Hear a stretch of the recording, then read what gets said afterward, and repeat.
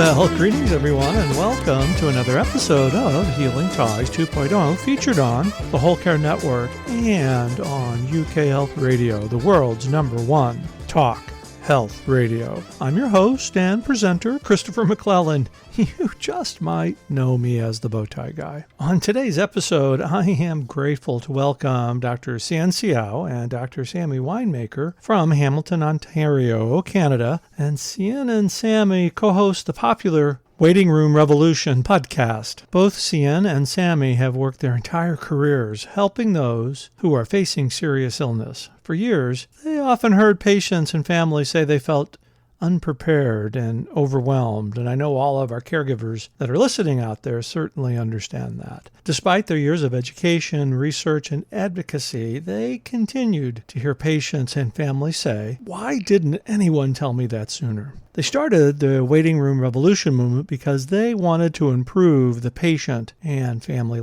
illness experience. They wanted to educate and build a community to share deeply human stories about caring for others, because palliative care should not be a scary word. Let's enjoy our conversation with Dr. Hsien and Dr. Sammy, and for my listeners in the UK, well, our listeners worldwide, I know you're going to love Sammy's fun fact right after the break. We'll see you on the other side of the podcast. Well, greetings, Hsien and Sammy, and welcome to this episode of Healing Ties. I'm so thrilled to be talking to people from Canada because I feel it's like it's my second home. So welcome. Thank you. Thanks for having us, Chris. Oh, yeah. Hsien, you reached out a couple of months ago, and we've had numerous conversations, and today I get to meet Sammy, your partner in crime here. So this is exciting for me. I thought you were going to say your better half.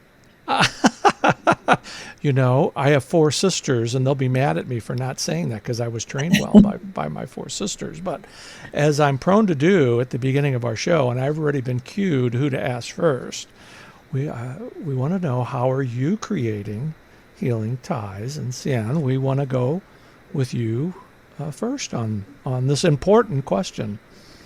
Well, thank you for having us. And I feel like I'm creating Healing Ties through my research work. You know, I've spent quite a lot of time as a academic, as a healthcare researcher, trying to do policy work, look at data on hospice, palliative care, and home care, and how we can use services to improve the quality and the experience for patients facing serious illness. And I've also been really interested in the storytelling of providers and patients and families of what they've learned and how we can learn from them so that we don't feel so alone and doing this experience, for the first time. So there's a lot of sharing of information, which is what I think is the core of research. I would agree with that. Sharing the research and the stories, and when you put those two together, you really are creating Healing Ties. So, So Sammy, now we're putting you on the spot. This is your turn. Well, so I've been a palliative care physician for about 16 years now, and I have worked in people's homes for the most part of my career, which is a very unique care setting for many reasons. One of them is because the power differential between doctors, patients, and families is very different when you're caring for someone in their home. And my care team is the family team, or the community that's wrapped around the patient. So it's a very unique skill to care for people who have progressive illness at home and work with their family, who are usually untrained caregivers. Right. So it's very colorful and flavorful and diverse, and it is incredible. I also do a lot of teaching of medical students, of residents, of doctors and nurses, and so I get to teach all the things that I'm passionate about. And so most of my advocacy is through my teaching. What a great combination. And there's a couple of points that I want to pick up on right away. In going into somebody's home, what an honor it has to be for you to be a part of that care team. Definitely. And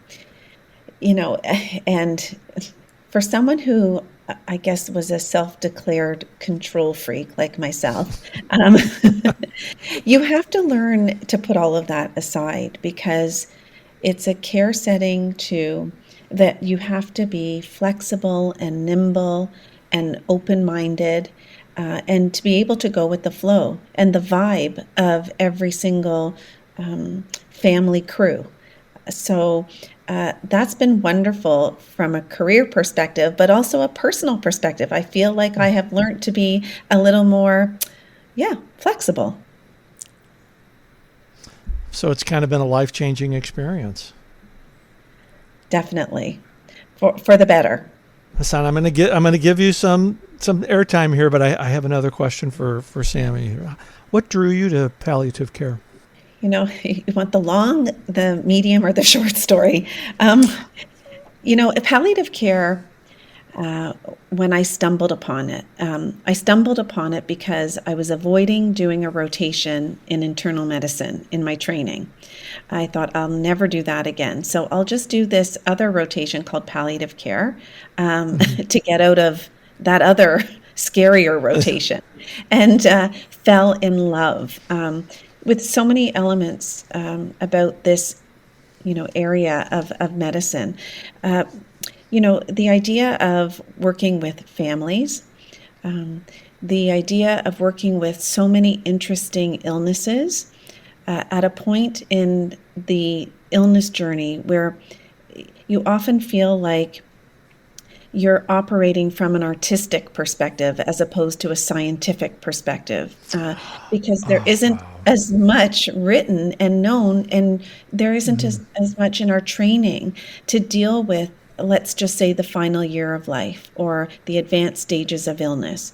We learn in medical school how to screen for things and how to diagnose things and how to get people started on treatment and how to help them through the chronic phase of their illness. But we really get very, very, very little time learning about the last chapters. And so it's artsy-fartsy. It's interesting pharmacology. It's interesting psychosocial aspects. It's got all the elements that make medicine such a rewarding career. It's got everything. Wow, that is quite beautifully said. And it leads me into why research is so important on this, because palliative care, when you think about it, is relatively new when you put it in the medical terms. Yeah, and I think what's one of the key things is that the idea of palliative medicine, palliative care, is often misunderstood by the public. And when they hear those terms, they immediately associate it with, hospice care or death and dying and the last, few weeks of life. And sometimes even when, there's no more treatments left, and sort of this idea of giving up hope. And what has been so exciting working alongside Sammy and through our research is realizing that palliative care really is an approach to care.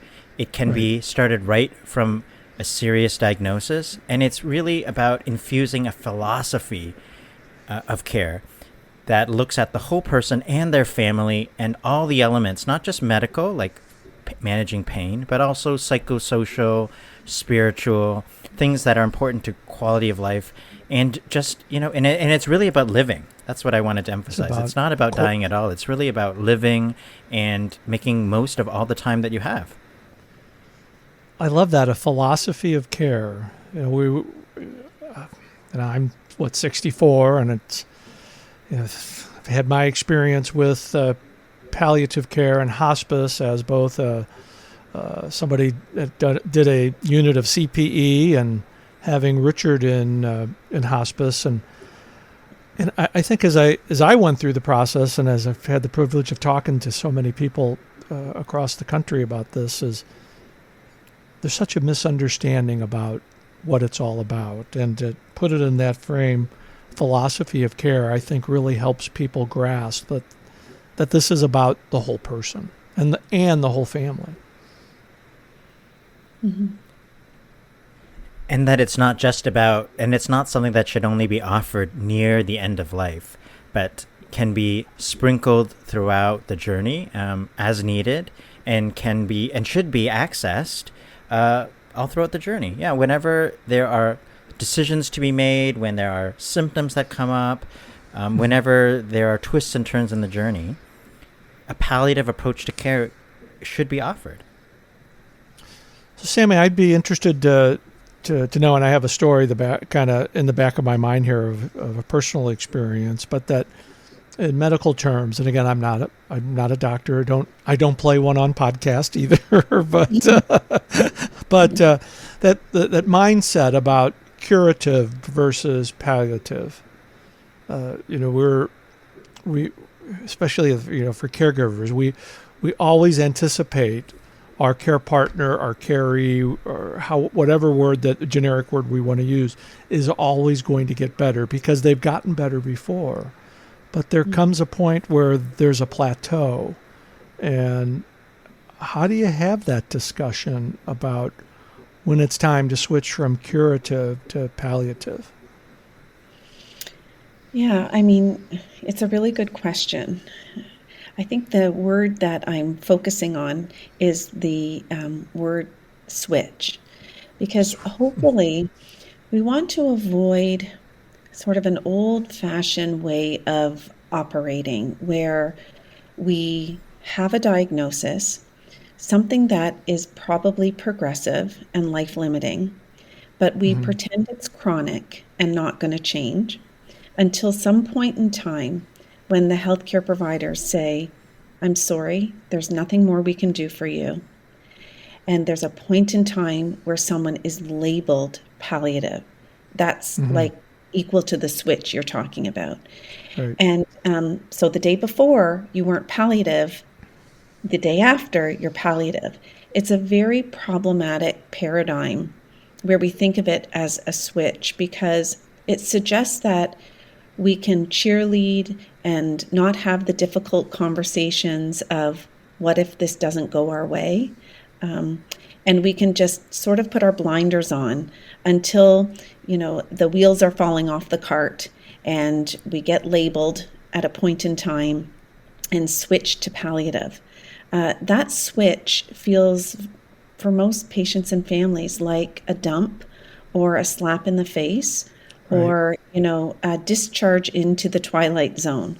So what we're hoping to advocate for, and picking up on Hsien's point about it being a philosophy of care, is that from the very time of a diagnosis of a progressive life-limiting illness, that we are woke about the fact of the progressive nature of it, that we help people understand that this is an illness, that we hope you can live the best that you can live for as long as possible, but at the same time, we walk that other road, which is entertaining the reality of the illness, the truth of the illness, the fact that it's possible that different treatments won't work, and we're able to walk both roads so that there's never a switch or there's never an abrupt 180 or about face, that we're simply changing lanes gently along the illness journey, balancing the philosophy of palliative care and care for the progressive life-limiting illness, which can have disease-modifying treatments simultaneous to a philosophy of palliative care. Never, ever, ever labeling someone. A patient and family should ideally not feel like there's been a big switch. Just kind of a subtle move. Oh, I love that analogy, just kind of switching lanes, just very subtly. Yeah. It's, statistically speaking, only 10% of people will die suddenly from a car accident or a suicide, trauma. Most people, so 90% of people, will eventually in their life be diagnosed with some kind of illness that has not just a chronic nature to it, but a progressive nature, which over Right. time will be life limiting. Things like dementia, ALS, some cancers, congestive heart failure, COPD, Parkinson's. I mean, I could go on forever. There's But we can't pretend that these are chronic illnesses. They're illnesses that have a trajectory, a storyline that over time is a declining one. And so palliative approach needs to be infused right from the diagnosis, which basically means we walk two roads. We hope for the best hope and for the plan for the best. rest. And having those conversations early on in the process, I think probably helps the transition just a little bit as well. Definitely. It also helps. It also helps to improve quality of life throughout for the patient and Quality their of care life, team, yeah. because they're understanding what is happening. They're aware they can make choices that feel like them, that are congruent with their preferences. And the statistics also show that the vast majority of people either won't receive any sort of palliative care approach, which is like, complex symptom management, or the half that do get it very late, as in the statistics in Canada are something around 2.5, 3 weeks, and they're very similar in the U.S.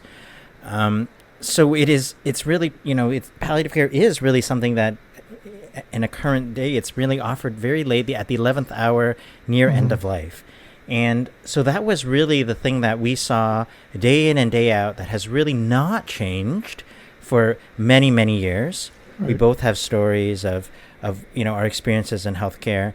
And we were trying to move the needle and trying to figure out what could we do to change the story so that this idea, this philosophy of palliative care could be brought up upstream and that it could change the experience of patients and families. Because while medicine has advanced and there's new technologies and machines and treatments, the experience has really not changed that much, where people feel like they're dumped at the end and have this sort of, they feel lost throughout most of the journey. Because most folks have not experienced this until they're in the middle of a crisis, per se, and they haven't had these open-ended conversations with their care partner or their family, and all of a sudden you're thrust into this decision making. If we can, this probably isn't the right term, but speed up the conversation, have that conversation early on in a diagnosis, then I think we're in a better opportunity to make that shift a little bit smoother. Yeah, I think the key is that people need to be invited into the conversation, and that's the part we're missing.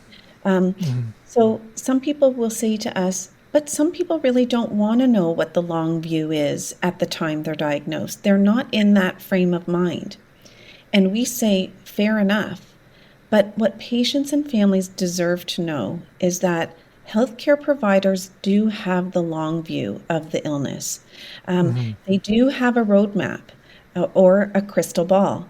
They can tell you what the average journey looks like when you have illness A, B, C, or D. So families need to know that's available to them. Some families will take you up on it and want to know, yes, we're going to hope that this treatment works, but can you please give us a bird's eye view or zoom out and tell us what this illness is going to look like over time? And other families will say, okay, thanks for that. Thanks for that invitation. No, thank you. We're just going to deal with this treatment right now.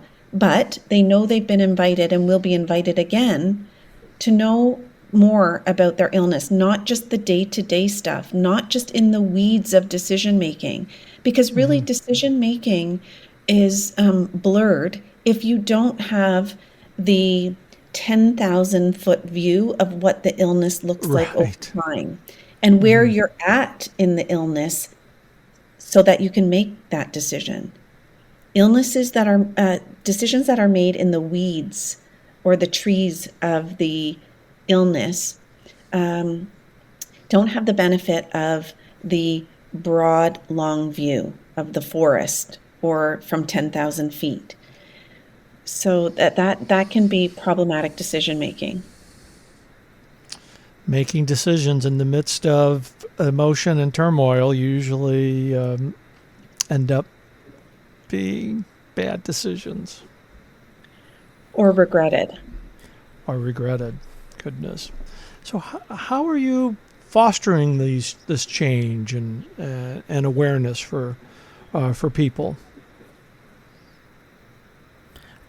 Well, Chris, both Sammy and I, like I said, we were very frustrated with how that the story hasn't changed. We realized, we have cared for thousands of patients. I've interviewed them for my research. Sammy has treated them at the bedside. We have information.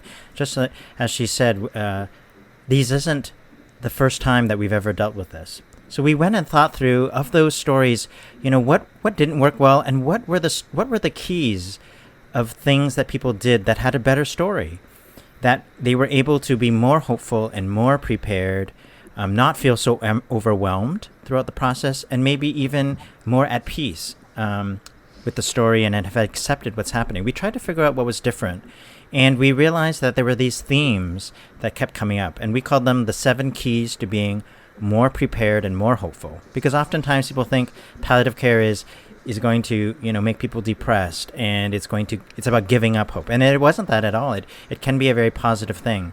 And so we put these keys together, and that was the start of our sort of project. We have our own podcast.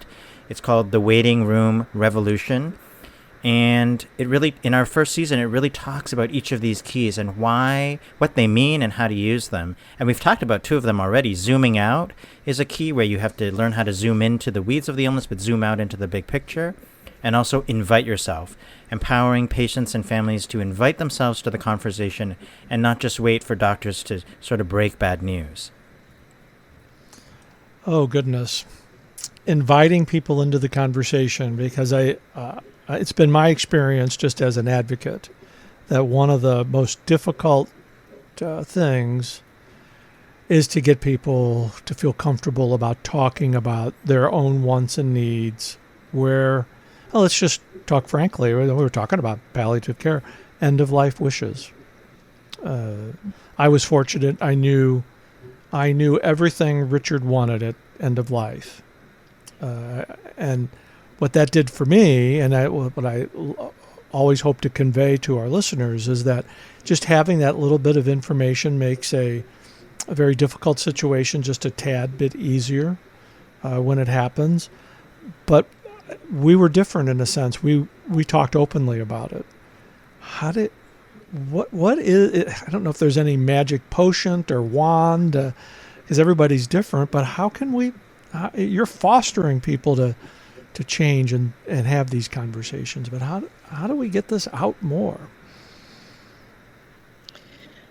Yeah, I mean, we're really in Canada, and probably also in the United States, we're really trying hard to focus on advanced care planning.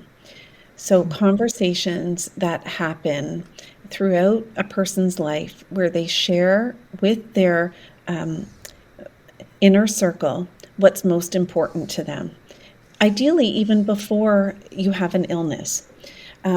Which sounds sort of ridiculous. Why would anyone talk about death and dying? But that isn't actually what we're talking about.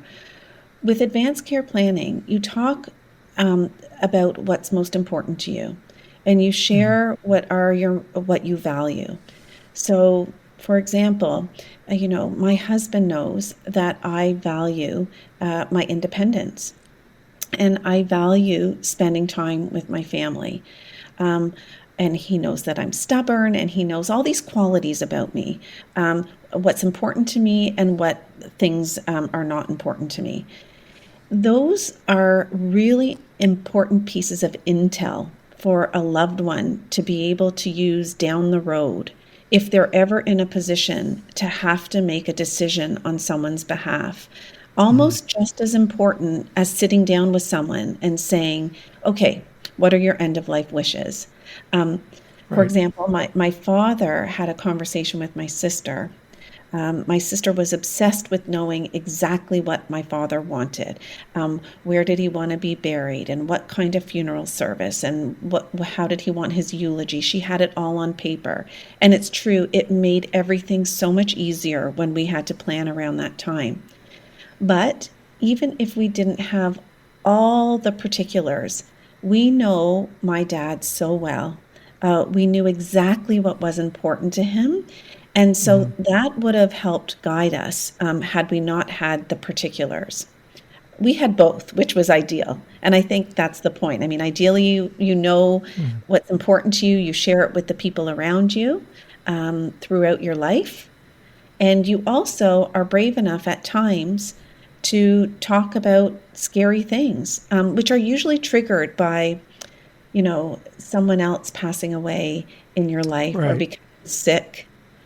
These are times where you might come home and say, what, I wonder what I would want in that situation, or, what would you want in that situation? So there are these triggers, I think, in our lives that are, opportunities to have those hard discussions with the people we love. But what I've learned so much from you, Sammy, is that advanced care planning is like a pit stop on a long journey, and that there are times to have these conversations when there are changes. But I think what I have learned is that many people, when they're first diagnosed with a serious illness, they aren't even really aware that they're on this journey that is taking them to a place. They don't realize they're in the car ride and it is moving forward. And so, yes, advanced care planning is important, but things change.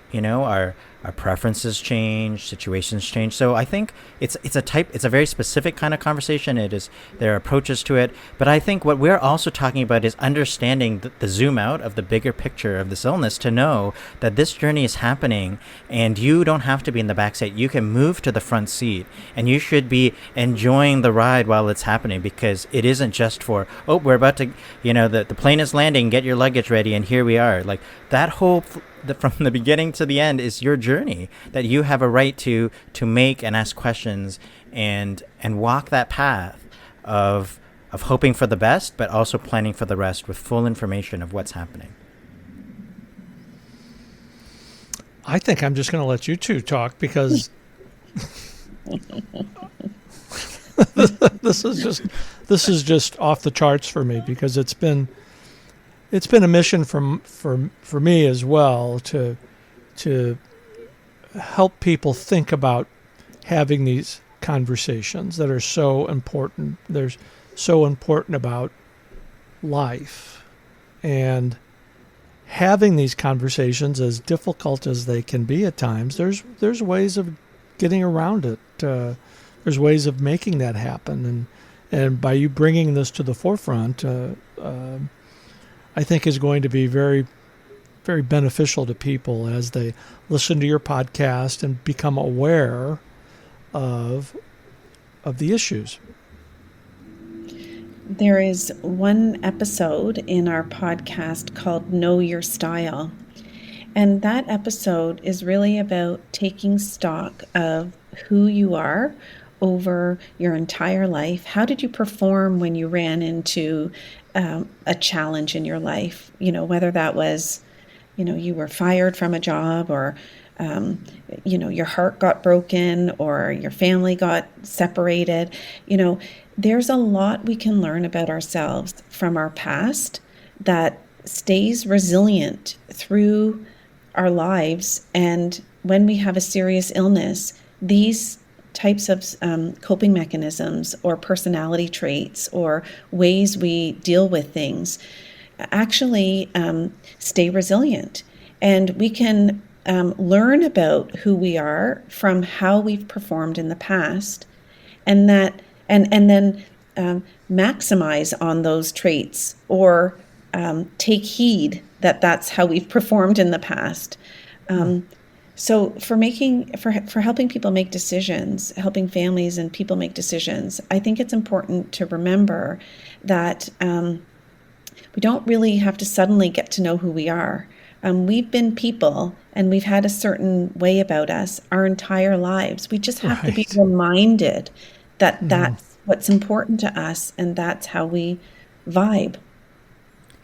And it's so important for the Whole Care Network listeners, because oftentimes as a caregiver and as a patient, but especially as a caregiver, you feel helpless. You feel like the disease is in charge. And these keys, including Know Your Style, allows you to be more in charge, to take control of the illness, and to be more resilient, to know that there are skills that you have that you can apply to this challenge, and you aren't helpless. You can make this disease work around your style. And it does connect to the idea, you kind of brought up this point earlier, that, sometimes it's hard to have these conversations. But I've learned from Sammy that sometimes knowing your style as a caregiver is Right. important, because you can then bring that to your partner and go, I know this might make you feel uncomfortable, but as a caregiver, it's important for me to talk about this more openly, or to try to understand some of these things that we don't really like to talk about, because I'm the one who has to plan, and I'm the one who's going to take care of you when you're not going to be able to as much. So we talk about expecting ripple effects, which is basically that the family, the carers, are going to have a parallel illness journey, and that to deny that, to not recognize that, to forget yourself and put your needs always last, is going to be problematic. And so we talk about recognizing that you also have a style as a caregiver, and it is okay for you to talk about some of your needs. Obviously there's a negotiation that happens if they're at odds, Right. but if you don't talk about it ever, that's where we see people run into challenges. I've never heard it put in that way, the ripple effect, but that is so true, because when these things are not talked about, it does have a ripple effect. And you can see oftentimes a separation between the caregiver and the care partner, again, using the generic term. But having these conversations really kind of bind the two together. And when an emergency does come up, you know what you're going to do. You are making a revolution in this. Well, it took us a long time to come up with this name. I won't bore you with some of the things on our didn't make the list, but we came up with the waiting room revolution because we realized that the target audience needed to be the caregivers, the care partners in the waiting room, who were not just physically waiting there, which is often a time where they feel helpless and scared. We could turn that time around to be more empowered. But also there's the metaphorical waiting room of not knowing what's going to lie ahead. And you're sort of in this chamber of, thinking, sort of, again, without any sort of sense of control and power. So the revolution needed to happen there, where if we, as citizens, could be more woke and try to be more active in the journey as much as we want it to be, but at least have more information, understand how to get the information that we need to make the decisions that we wanted. That's how we could truly see a change in the experience. Yes, we will continue to advocate at the policy level and continue to educate clinicians, but we still felt that it was so important that families, people with illnesses, also could have these skills. It wasn't a secret. It didn't need to be something that only healthcare providers needed to have. And that's why we do these podcasts and shows, to bring this information in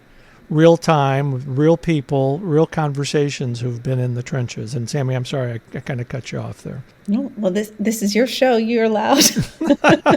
Oh, goodness. Well, then I think this is a really good time to take our break. And as you know, not only do I ask you how you're creating healing ties at the break, I want to know one fun fact about both of you that we haven't talked about so far, that I know our listeners are sitting on the edge of their seats wanting to know. So put your thinking caps on. So you're listening to Healing Ties, featured on the Whole Care Network and UKHealthRadio.com, the world's #1 health talk network. We'll be right back.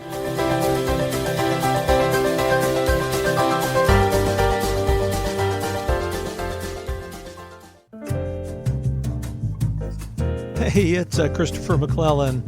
You just might know me as the Bowtie Guy on Healing Ties 2.0. On Healing Ties, we visit with people from all over the globe who share their stories, because it's through story sharing where diversity meets the road to collaborate on a common cause. And if you'd like to share your story on Healing Ties, email me direct at thebowtieguy@healingties.com. We would love to share your story to your health, happiness, and prosperity.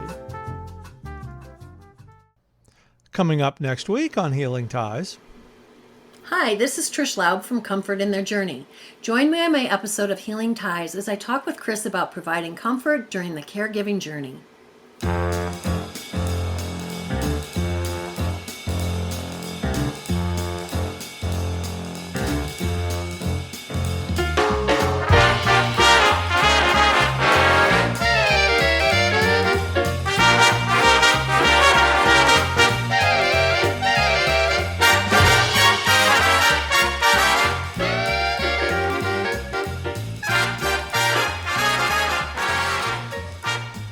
Well, welcome back, everybody. We are continuing our very meaningful and delightful conversation with Hsien and Sammy, who are in Hamilton, Ontario, Canada.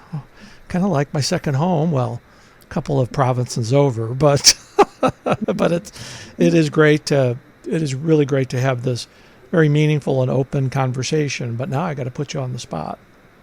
And Sammy, I'm going to put you on the spot because Hsien went first at the beginning. So we're going to want to know one fun fact about you that everybody's on the edge of their seat wanting to know.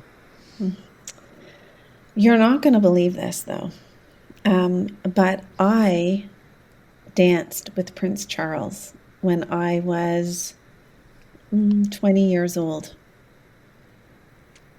That's a fun Wow. fact. Mm-hmm. Our UK listeners are going to be very intrigued about that. So tell us a little bit more about that story. It was a fundraiser in Toronto, and I was invited to someone's table for the evening. Mm-hmm. And like I said, I was 20 years old. I was there with my family, and we had no clue about protocol around royals at all. Mm-hmm. And so I simply asked my brother-in-law if he would like to dance with Princess Diana, and he said yes. And so we went onto the dance floor very inappropriately and interrupted them. And so he danced with Diana, and I danced with Prince Charles, which lasted about 45 seconds until it was intercepted. Until protocol took over. Until protocol took over. That is fantastic. That is a terrific fun fact to have. What a great memory. I have no pictures. It never hit the media. There's no proof except for my brother-in-law's memory. Well, it's entrenched in your memory, and that's all the picture that you really need. Yeah. Wow. I always love doing this because I get to hear so many fun things. From trapeze to karaoke, but this is terrific. So thank you for sharing that. So you're welcome. I don't know how this one going to be beat here on Hsien. So what do you have to say here on what is your fun fact? Oh my goodness, I had this whole story planned about how I love tennis and I stayed out and watched Wimbledon, but now I heard Sammy, so I got to tell you too, right? So I've been to all the Grand Slam tennis things except the French Open. Okay. And you got time. It's just coming up in the next couple of weeks. So. That's right. But I actually am a terrible singer, but somehow I sang a cappella in college with the Yale Russian chorus. So not only am I a bad singer, and I was singing a cappella, but I sang in Russian.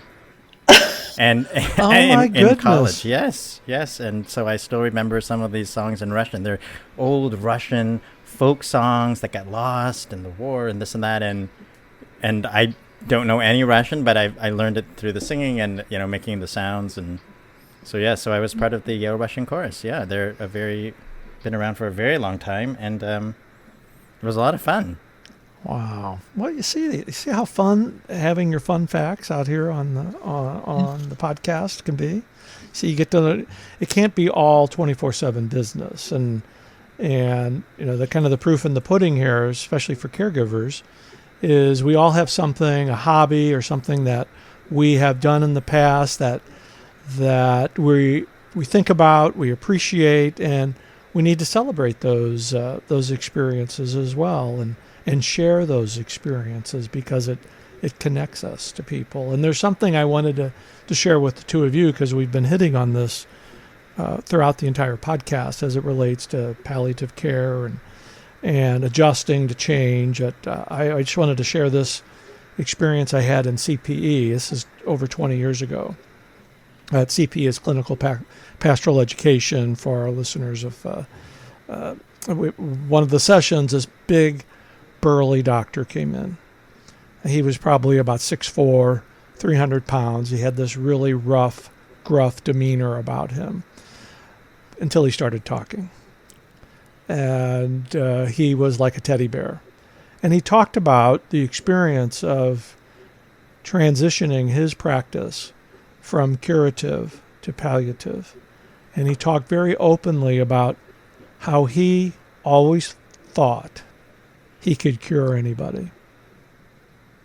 That was his mindset, because that, as I remember the conversation, that was what he was taught in school, that he had the power to cure everybody. That was that.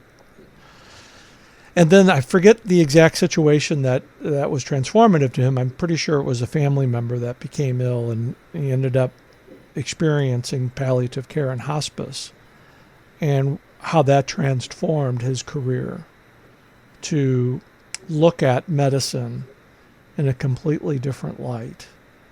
And how much, and this was the takeaway, how much happier he was in his role as a physician, being in palliative care.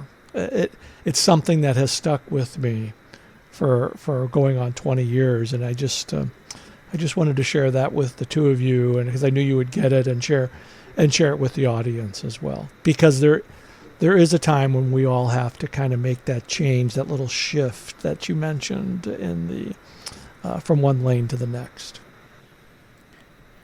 But what I'll say is I've learned from watching clinicians like Sammy, from interviewing people like Dr. Catherine Mannix from the UK, who I know will be familiar with some of your audience in the UK, is that palliative care, there is still a piece about managing symptoms and making people feel better and treating people. But there's also this piece about journeying with them. And I think all clinicians are really journeying with their patients and trying to focus on quality of life. It's just that upstream, there may be more options to treat things, and that's how medicine was designed. But this idea of journeying with them and being present, and that is at the heart of palliative medicine. And I think that is universal, and that's not unique to healthcare professionals. That's true for families, for care partners, for communities. Like, we know how to do that. And so if we can remind ourselves that there is this piece of help, there is a part of care, the caring back in healthcare, where we can just be with people. That is part of that is just healing. Be there. Yeah. Just be there. Sometimes that's all there's. Just be on the journey with the person.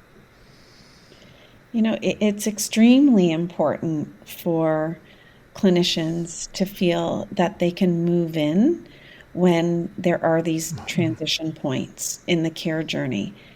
Because we have a lot of people who are working in healthcare who get burnt out because of a feeling of helplessness. When they can't fix things and can't cure things, can't treat things, or things go sideways, there is a real sense of defeat, and that you failed your patient and family.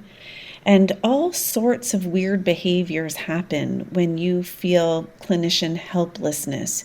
You tend to move away when you should move into situations, or transfer care, or refer people on, or pull the switch, like you said.